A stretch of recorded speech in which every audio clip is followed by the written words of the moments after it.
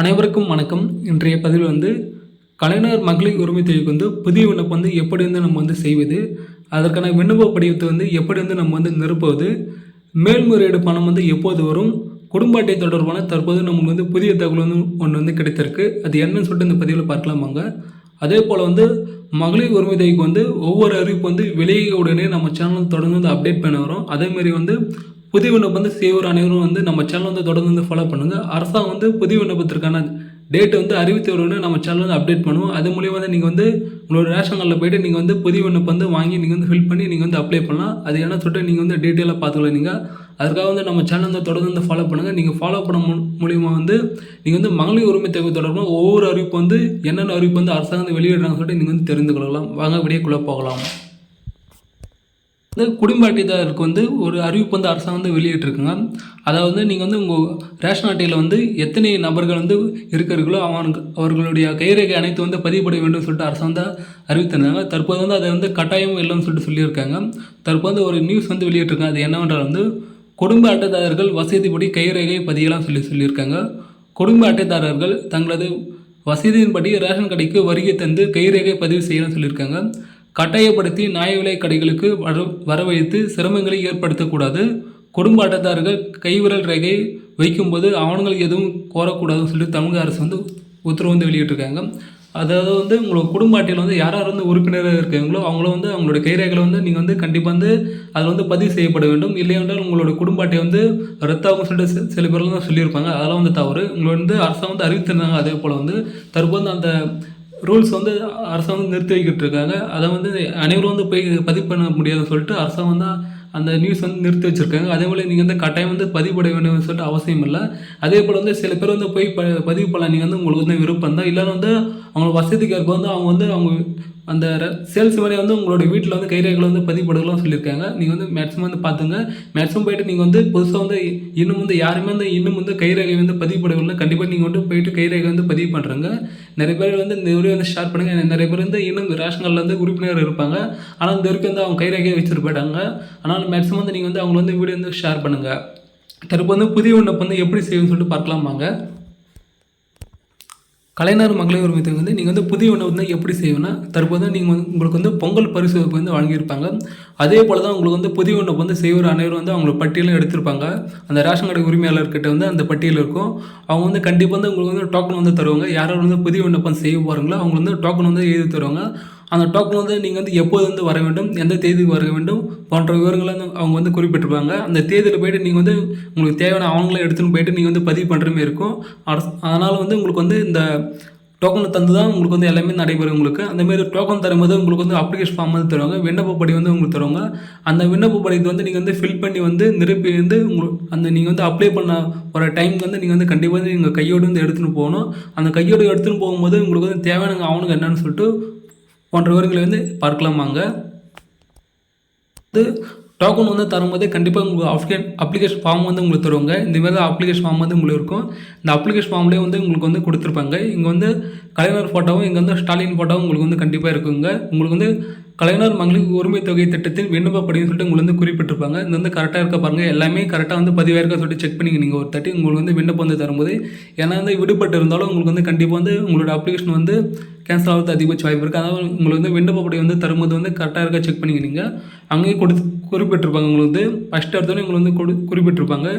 எடுத்து வர வேண்டிய ஆவணங்கள்னு சொல்லிட்டு குறிப்பிட்டிருப்பாங்க. உங்களுக்கு என்னென்ன ஆவணம்லாம் நீங்கள் கண்டிப்பாக எடுத்துன்னு போகணும்னு சொல்லிட்டு குறிப்பிட்டிருப்பாங்க. முதல்ல உங்களுக்கு ஆதார் அட்டை நீங்கள் எடுத்துன்னு போகணும். அடுத்தது குடும்ப அட்டை எடுத்துன்னு போகணும். நீங்கள் கண்டிப்பாக மின்கட்ட ரசீது எடுத்துன்னு போகணும். வங்கி பாஸ்புக்கு நீங்கள் கண்டிப்பாக எடுத்துன்னு போகணும். இதெல்லாம் நீங்கள் ஜெராக்ஸ் எடுத்துன்னு போகலாம். இல்லை ஒரிஜினல் நீங்கள் கண்டிப்பாக எடுத்துன்னு போகலாம். நீங்கள் எடுத்துன்னு போயிட்டு கரெக்டாக எடுத்துன்னு போகலாம். நீங்கள் சில பேருக்கு மின்கட்ட ரசீது இல்லாமல் இருக்கும். அவங்களும் என்ன செய்யலாம்னா, சில பேருக்கு இந்த 100 யூனிட் இலவச மின்சாரம் வந்துடும். சில பேருக்கு மின்சாரம் கட்டுவதே இல்லை. அவங்கள ரசீதெல்லாம் இல்லை. அவங்களும் என்ன செய்யலாம்னா, கண்டிப்பாக நீங்கள் எதுவும் கவலைப்பட தேவையில்லை. கண்டிப்பாக உங்களுடைய இபி நம்பர் உங்களுக்கு தெரிந்தால் போதுமானது. உங்களுக்கு உங்களுடைய மின்சார எண் தெரிந்தால் போதுமானது. அந்த எண் நீங்கள் ஒரு பேப்பரில் நீங்கள் கண்டிப்பாக நீங்கள் எழுதி வச்சுங்க. நீங்கள் உங்களுக்கு மின்கட்டண ரசீது இல்லைன்னா பரவாயில்ல. நீங்கள் எப்போ கட்டினாலும் எப்போ எந்த வருஷம் கட்டினாலும் பரவாயில்ல. உங்களோட மின்கட்டண எண் மட்டும் சரியாக இருந்தால் மட்டும் போதுமானது. நீங்கள் எந்த டேட்டில் கட்டினாலும் சொல்லிட்டு பரவாயில்ல. நீங்கள் இப்போ கட்டியிருக்குன்னு சொல்லிட்டு அவசியம் இல்லை. நீங்கள் எப்போது கட்டினாலும் பரவாயில்ல. உங்களுடைய மின்கட்டண எண் மட்டும் இருந்தாலும் போதுமானது. கண்டிப்பாக வந்து இதெல்லாம் பார்த்துங்க. நீங்கள் வந்து மின்கட்டண ரசீது எல்லாம் நீங்கள் வந்து பயப்பட தேவையில்ல. அதனால் வந்து நீங்கள் பார்த்துங்க. நீங்கள் முதல்ல வந்து உங்களுக்கு வந்து ஆதார் எண் வந்து தந்திருக்காங்க. உங்களுக்கு வந்து ஆதார் எண் வந்து கரெக்டாக வந்து நீங்கள் வந்து என்டர் பண்ணுனீங்க. உங்களோட ஆதார் கார்டை வந்து யார் வந்து ஃபஸ்ட்டு வந்து அப்ளிகேஷன் செய்ய போகிறோன்னு சொல்லிட்டு நீங்கள் பார்த்துங்க. ஏன்னா ஒரு குடும்ப அட்டையில் வந்து 2, 3 பெண்கள் கூட இருக்கலாம். அந்த பெண்கள் வந்து யாருக்கு வந்து தகுதி இருக்கோ அவங்க வந்து கண்டிப்பாக வந்து நீங்கள் வந்து விண்ணப்பிக்கலாம். நீங்கள் வந்து யாரும் ஒரு ஆள் தான் விண்ணப்பிக்க முடியும். அவங்க அது யாருன்னு சொல்லிட்டு பாருங்கள். அவங்களோட ஆதார் எண்ணை தான் நீங்கள் வந்து குறிப்பிடணும். நீங்கள் வந்து முடிவு பண்ணிட்டு உங்களோட ஆதார் எண்ணை வந்து மேக்ஸிமம் வந்து இந்த விண்ணப்ப படிவத்தில் வந்து யார் வந்து விண்ணப்பிக்க பாருங்கள் அவங்களோட தகவல் மட்டும் தான் தர வேண்டியது இருக்கும். அந்த குடும்ப உறுப்பினர் வந்து யார் இருக்காங்க பாருங்கள். நீங்கள் பார்த்து வந்து நீங்கள் வந்து கண்டிப்பாக வந்து நீங்கள் விண்ணப்பிங்க. ஃபஸ்ட்டு வந்து ஆதார் எண் வந்து நீங்கள் வந்து இங்கே வந்து என்டர் பண்ணுனீங்க. அடுத்து வந்து யார் வந்து விண்ணப்பம் செய்கிறீங்களோ அவங்களோட பெயர் வந்து இங்கே வந்து மென்ஷன் பண்ணுனீங்க. உங்களோட பெயர் வந்து நீங்கள் வந்து இங்கே எழுதினா போதுமானது. அடுத்து வந்து அவங்க குடும்ப அட்டை எண் வந்து நீங்கள் வந்து கரெக்டாக வந்து என்டர் பண்ணுங்கள். உங்களோட குடும்ப அட்டையில் வந்து குடும்ப அட்டை எண்ணை சொல்லிட்டு தந்திருப்பாங்க. அந்த எண்ணை வந்து கரெக்டாக வந்து நீங்கள் என்டர் பண்ணுங்கள். நீங்கள் திருமண நிலை வந்து கேட்டிருப்பாங்க. நீங்கள் வந்து திருமணமானவரா திருமணமாகவரா சொல்லிட்டு கேட்டிருப்பாங்க. அது வந்து நீங்கள் எதுன்னு சொல்லிட்டு பார்த்து நீங்கள் டிக் பண்ணிங்க. நீங்கள் அடுத்தது வந்து உங்களோட தொலைபேசி எண் வந்து கேட்டிருப்பாங்க. இந்த வந்து கண்டிப்பாக வந்து நீங்கள் வந்து கண்டிப்பாக வந்து இதுதான் முக்கியமானது. நீங்கள் ஏன்னா எல்லாமே வந்து டீட்டெயில் எல்லாமே உங்களுக்கு வந்து கண்டிப்பாக வந்து மொபைல் மூலமாக தான் வரும். உங்களுக்கு எஸ்எம்எஸ் வருவதால் வந்து நீங்கள் வந்து தர வேண்டியதாக இருக்கும். கண்டிப்பாக வந்து உங்களுக்கு வந்து முடிந்தால் வந்து நீங்கள் வந்து ஆதார் கார்டில் வந்து லிங்க் ஆகிருக்க மொபைல் நம்பரை தந்தால் நல்லது. இல்லை என்றால் உங்களுக்கு பரவாயில்லை. நீங்கள் தற்போது எந்த மொபைல் எண் வந்து நீங்கள் வந்து கையில் வைத்து கொண்டு இருக்கிறீர்களோ அந்த மொபைலை வந்து கரெக்டாக வந்து என்டர் பண்ணுங்கள். ஏன்னா மொபைல் எண்ணுக்கு தான் எல்லாமே எஸ்எம்எஸில் வரும். உங்களுடைய விண்ணப்பம் வந்து பெறப்பட்டதா, உங்களுடைய விண்ணப்பம் வந்து ஏற்றுக்கொள்ளப்பட்டதா, நிராகரிக்கப்பட்டதா சொல்லிட்டு அங்கே வந்து விண்ணப்பம் வந்து எந்த நிலையில் இருக்குன்னு சொல்லிட்டு பார்க்கறது வந்து கண்டிப்பாக உங்களுக்கு எஸ்எம்எஸ் தான் வரும். அதேமாதிரி வந்து உங்களோட பேங்க் அக்கௌண்ட் வந்து கண்டிப்பாக வந்து உங்களுடைய ஆதார் கார்டு வந்து லிங்க் ஆகிருக்கா சொல்லிட்டு பார்த்துங்க. நீங்கள் அடுத்தது வந்து தற்போது சொந்த வாடகை வீட்டில் வசிக்கிறீர்களா இல்லை சொந்த வீட்டில் வசிக்கிறதா சொல்லிட்டு கேட்டுருங்க. நீங்கள் வந்து சொந்த வீடுன்னு சொல்லிட்டு டிக் பண்ணுங்கள். இல்லை வாடகை வீடுனா வாடகைன்னு சொல்லிட்டு டிக் பண்ணுங்கள். அதுக்கான மாவட்டம் வந்து கேட்டிருப்பாங்க. நீங்கள் வந்து எந்த வாடகை வீட்டிலேருந்து இருக்குங்க சொந்த வீட்டிலேருந்து இருக்குன்னு சொல்லிட்டு கரெக்டாக பார்த்து நீங்கள் வந்து மென்ஷன் பண்ணிங்க. நீங்கள் தற்போதைய மின் இணைப்பு எண்ணு சொல்லிட்டு இருப்பாங்க. சில பேருக்கு வந்து சொந்த வீடு இல்லாமல் வாடகை வீட்டிலேருந்து இருப்பாங்க. அவங்க வந்து எந்த மின்கட்டண எண் வந்து தருணும்னா கண்டிப்பாக நீங்கள் தற்போது வந்து வாடகை வீட்டில் இருக்கணும். கண்டிப்பாக நீங்கள் வாடகை வீட்டில் வந்து எந்த மின்கட்டண எண் வந்து யூஸ் பண்ணுறீங்களோ அந்த மின்கட்டண எண்ணை தான் நீங்கள் வந்து தர மாதிரி இருக்கும். கண்டிப்பாக நீங்கள் வந்து என்டர் பண்ணுற மாதிரி இருக்கும். நீங்கள் வந்து மின்கட்டண எண் வந்து நீங்கள் வந்து உங்களுடைய ஊர் இல்லாமல் வெளியூரில் வந்து கண்டிப்பாக வந்து வாடகை வீடு எடுத்து சில பேருக்கு வந்து வேலைக்கு போகும்போது வாடகை வீட்டில் தங்கி வந்து வேலை செய்து கொண்டு இருப்பார்கள். அவங்கள வந்து எந்த மாதிரி மின் இணைப்பு எண் தரும்னா கண்டிப்பாக நீங்கள் வந்து தற்போது எங்கே இருக்குங்க அது தாங்க. இல்லை வந்து உங்களோட சொந்த வீட்டில் வந்து மின் இணைப்பு இருந்துச்சுன்னா அது வந்து கண்டிப்பாக தாங்க. நீங்கள் வந்து யூஸ் பண்ணுறீங்கன்னா அது வந்து ஏற்கனவே வந்து யாரும் வந்து அப்ளிகேஷன் போடும்போது யூஸ் பண்ணியிருக்கூடாது. ஆனால் மேக்ஸிமம் பார்த்துங்க. ஏன்னா சில பேர் வந்து அவங்களோட அப்பா அம்மா வந்து அந்த மின்கட்டண எண் வந்து யூஸ் பண்ணியிருக்கலாம். அதே போல் வந்து அவங்களுடைய மகன் வந்து தனியாக வந்து குடும்ப அட்டையை வந்து வாங்கியிருக்கலாம்.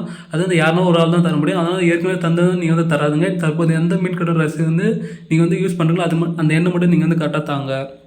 அடுத்து வந்து வங்கியின் பெயர் வந்து தந்திருக்காங்க. நீங்கள் வந்து எந்த அக்கௌண்ட்டில் வந்து பேங்க் வந்து வச்சுருக்கீங்களே அந்த பேங்க்கோட நேம் வந்து நீங்கள் வந்து என்டர் பண்ணுங்கள். நீங்கள் கரெக்டாக வந்து என்டர் பண்ணுங்கள். நீங்கள் வந்து மேக்ஸிமம் வந்து பேங்க் அக்கௌண்ட் யாரும் வந்து ஓப்பன் பண்ணல. கண்டிப்பாக நீங்கள் வந்து ஜீரோ பேலன்ஸ் அக்கௌண்ட் வந்து ஓப்பன் பண்ணி பாருங்கள். ஏன்னா உங்களுக்கு அரசாங்கம் வந்து ஜீரோ பேலன்ஸ் அக்கௌண்ட் ஓப்பன் பண்ணால் தான் உங்களுக்கு வந்து அமௌண்ட் வந்து எதனா போட்டாலும் உங்களுக்கு பணம் வந்தாலும் வந்து உங்களுக்கு வந்து பிடிப்பு வந்து செய்யப்பட மாட்டாங்க. நீங்கள் வந்து வேறு எதனா பேங்க் அக்கௌண்ட் வச்சுருந்தா கண்டிப்பாக வந்து உங்களுக்கு வந்து பிடிப்பும் செய்வாங்க. அதனால் மேக்ஸிமம் வந்து புதுசாக இந்த அக்கௌண்ட் ஓப்பன் பண்ண பாருங்கள். ஜீரோ பேலன்ஸ் அக்கௌண்ட் வந்து ஓப்பன் பண்ணிங்க. நீங்கள் உங்களோட அருகில் உள்ள கூட்டுறவு பேங்க் அடுத்தது வந்து உங்களோட போஸ்ட் ஆஃபீஸ் பேங்க்கில் போய்ட்டு நீங்கள் வந்து ஒரு அக்கௌண்ட் வந்து ஓப்பன் பண்ணலாம். நீங்கள் ஜீரோ பேலன்ஸ் அக்கௌண்ட். அதனால் மேக்ஸிமம் பாருங்கள். இல்லைனா வந்து ஆல்ரெடி பேங்க் வச்சுருங்க வந்து உங்களோட பேங்க் அக்கௌண்ட் வந்து கண்டிப்பாக வந்து ஆதார் கார்டு வந்து லிங்காக இருக்க சொல்லிட்டு பார்த்துக்கிங்க. அடுத்து வந்து வங்கி கிளையின் பெயர் வந்து கேட்டிருக்காங்க. உங்களோட வங்கி வந்து எந்த கிளையில் வந்து இணைந்திருக்குன்னு சொல்லிட்டு பார்த்தா அந்த பேர் வந்து இங்கே வந்து மென்ஷன் பண்ணுங்க. நீங்கள் வங்கி கணக்கு வந்து சொல்லியிருக்காங்க. இந்த வந்து முக்கியமானது உங்களோட அமௌண்ட் வந்து உங்களுக்கு வந்து பணம் வந்து வருவது வந்து இந்த வங்கி கணக்கு தான் வரும். இந்த வங்கி கணக்கு வந்து கரெக்டாக வந்து நீங்கள் வந்து பார்த்து வந்து என்டர் பண்ணுங்கள். நீங்கள் தப்பாக எதுவும் மாற்றி பண்ணாதுங்க. ஒரு முறை இருமுறைக்கு வந்து நீங்கள் வந்து பார்த்து வந்து கரெக்டாக வந்து சரியாக வந்து நீங்கள் வந்து என்டர் பண்ணுங்க சொல்லியிருக்காங்க. அடுத்தது உங்கள் குடும்ப அட்டையில் வந்து யார் வந்து உறுப்பினர் இருக்காங்க அவங்க பேரில் வந்து மென்ஷன் பண்ண சொல்லியிருக்காங்க. அது வந்து கரெக்டாக பார்த்துங்க. நீங்கள் வந்து யார் மென்ஷன் பண்ணலாம். மேக்ஸிமம் வந்து 18 வயதுக்கு மேலே யாராக இருக்காங்க அவங்களுடைய நேம் மட்டும் தான் மென்ஷன் பண்ணணும். 18 வயது கீழே இருக்கும் பேரில் வந்து இணைக்கப்பட தேவைன்னு சொல்லியிருக்காங்க. ஆனாலும் மேக்ஸிமம் பார்த்துக்கிங்க. உங்கள் குடும்ப அட்டையில் வந்து 18 வயசுக்கு மேலே யாராக இருக்காங்க அவங்க பேர் மட்டும் இணைத்து தான் போதுமானு சொல்லியிருக்காங்க. அது வந்து நீங்கள் என்ன பண்ணால் ஃபஸ்ட்டு வந்து உங்கள் குடும்பத்தில் உள்ள யார் வந்து 18 வயசு மேலே இருக்கோ அவங்களோட பேர் வந்து பாருங்கள். யார் வந்து அந்த வயது வந்து நீங்கள் வந்து பேர் வந்து மென்ஷன் பண்ணுற மாதிரி இருக்கும். மாற்றி வந்து என்டர் பண்ணாதுங்க. நெக்ஸ்ட் வந்து அவங்களோட வயது சொல்லியிருக்காங்க. அவங்க வந்து எந்த மாதிரி வேலை செய்யணும்னு சொல்லியிருக்காங்க. அவங்களுடைய மாத வருமானம் எவ்வளோன்னு சொல்லிட்டு கேட்டிருப்பாங்க. அவங்க வந்து வரி செலுத்துகிறோம் சொல்லிட்டு கேட்டிருக்காங்க. அவங்க வந்து ஆம் இல்லைன்னு சொல்லிட்டு நீங்கள் வந்து டிக் பண்ணால் போதுமானது. மேக்ஸிமம் பார்த்துங்க நீங்கள். அடுத்தது வந்து உங்களோட சொத்து விவரம் வந்து கேட்டிருக்காங்க. உங்களுக்கு வந்து சொந்த வீடு உள்ளதா? ஆம் எனில் ஆம் சொல்லிட்டு கொடுங்க, இல்லை எனில் இல்லைன்னு சொல்லிட்டு கொடுங்க. அரசு திட்டத்தின் மூலம் நிதியுதவி பெறப்பட்டதாக சொல்லி கேட்டிருக்காங்க. அதுக்கு ஆம் இல்லைன்னு சொல்லிட்டு டிக் பண்ணால் போதுமானது. குடும்ப உறுப்பினருக்கு சொந்த நிலம் உள்ளதாக கேட்டிருக்காங்க. நீங்கள் வந்து ஆம் இல்லைன்னு சொல்லிட்டு டிக் பண்ணால் போதுமானது. ஆம் எனில் குடும்ப உறுப்பினர்கள் அனைவரும் சேர்த்து 5 ஏக்கருக்கு மேல் நன்செய் நிலம் உள்ளதா அல்லது 10 ஏக்கருக்கு மேல் புன்செய் நிலம் உள்ளதாக கேட்டிருக்காங்க. உங்கள் குடும்ப அட்டையில் வந்து யாராக இருக்காங்க அவங்க எல்லாரும் சேர்த்து வந்து உங்களுக்கு வந்து 5 ஏக்கருக்கும் மேலே வந்து நன்செய் நிலம் உள்ளதாக கேட்டிருக்காங்க. அல்லது வந்து 10 ஏக்கருக்கு மேலே வந்து புன்செய் நிலம் உள்ளதாக கேட்டிருக்காங்க. அடுத்தது வந்து குடும்ப உறுப்பினர்கள் யாரிடம் வந்து கார், ஜீப், டிராக்டர், கனரக வாகனம் போன்ற 4 சக்கர வாகனம் உள்ளதாக சொல்லிட்டு கேட்டிருக்காங்க. இருக்குதுன்னு கொடுங்க, இல்லைன்னா இல்லைன்னு சொல்லிட்டு நீங்கள் வந்து மென்ஷன் பண்ணுற மாதிரி இருக்கும். அதெல்லாம் கரெக்டாக வந்து பார்த்து நீங்கள் வந்து டிக் பண்ணிங்க. நீங்கள் வந்து உங்களுக்கு அப்ளிகேஷன் ஃபார்ம் வந்து ஃபில் பண்ணி தரச்சா கண்டிப்பாக நீங்கள் ஃபில் பண்ணுங்கள். இல்லைன்னா உங்களுக்கு வந்து விண்ணப்பம் படிவம் வந்து யார் வந்து செய்யப்படுறாங்களோ ஆன்லைனில் அவங்ககிட்ட போய்ட்டு நீங்கள் வந்து ஃபில் பண்ணிக்கலாம். மேக்ஸிமம் வந்து அவங்களே ஃபில் பண்ணுவாங்க கிராமப்புறங்கள்லாம். இல்லவங்களும் வந்து தெரிந்தவர்கள் கொடுத்து வந்து நீங்கள் வந்து கரெக்டாக ஃபில் பண்ணுங்கள். அப்படி ஃபில் பண்ணாலும் ஒரு முறை இருமுறைக்கு வந்து செக் பண்ணி பாருங்கள். ஏன்னா வந்து மாற்றி வந்து என்டர் பண்ணி தான் உங்களோட அப்ளிகேஷன் வந்து கேன்சல் ஆகிறது அதிகபட்ச வாய்ப்பு இருக்குது. ஆனால் மேக்ஸிமம் பார்த்துக்கிட்டீங்க. அடுத்தது வந்து எல்லாமே கரெக்டாக வந்து ஃபில் பண்ணிட்டு எல்லாமே செக் பண்ணிங்க. நீங்கள் ஒருத்தர் எல்லாமே கரெக்டாக இருக்கா சொல்லிட்டு பார்த்துட்டு இங்கே வந்து விண்ணப்பதார கையொப்புன்னு இருக்கும். அந்த விண்ணப்பதார கையொப்பு வந்து கரெக்டாக வந்து நீங்கள் வந்து உங்களுடைய சைன் வந்து போட்டுருங்க.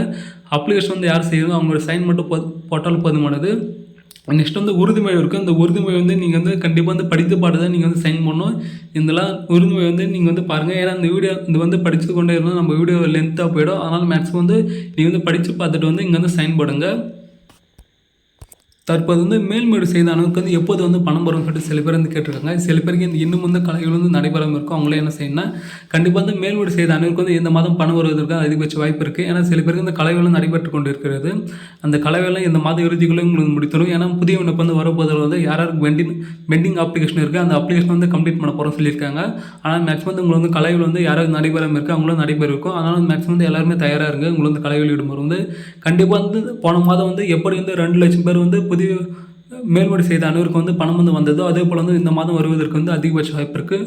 உங்களுக்கு வந்து கலைகள் வந்து ஈடுபட்டதுனால கண்டிப்பாக உங்கள் தகுதி இருக்கும் பட்சத்தை வந்து உங்களுக்கு வந்து இந்த மாதம் வந்து மகளிர் உரிமை தொகை வந்து உங்களுக்கு வந்து 1000 ரூபா வந்து கிடைக்கும். ஆனால் மேக்ஸிமம் வந்து நீங்கள் பார்த்துங்க. நீங்கள் கரெக்டாக வந்து உங்கள் பேங்க் அக்கௌண்ட்லாம் செக் பண்ணி பாருங்கள். உங்களோட எல்லாமே டேட்டாலாம் கரெக்டாக இருக்கா பாருங்கள். உங்களுக்கு மொபைலில் வந்து செக் பண்ணி பாருங்கள். மேல்முறை செய்தவங்க வந்து உங்களோட விண்ணப்பம் வந்து ஏற்றுக்கொள்ளப்பட்டதா நிராகரிக்கப்பட்டதா சொல்லிட்டு நிராகரிக்கப்பட்டதா எதற்கான காரணம் சொல்லிட்டு மென்ஷன் பண்ணியிருப்பாங்க. நீங்கள் வந்து பார்த்துங்க. நீங்கள் இந்த வீடியோ வந்து உங்களுக்கு பிடிச்சா லைக் பண்ணுங்கள், ஷேர் பண்ணுங்கள். தேங்க்யூ ஃபார் வாட்சிங்.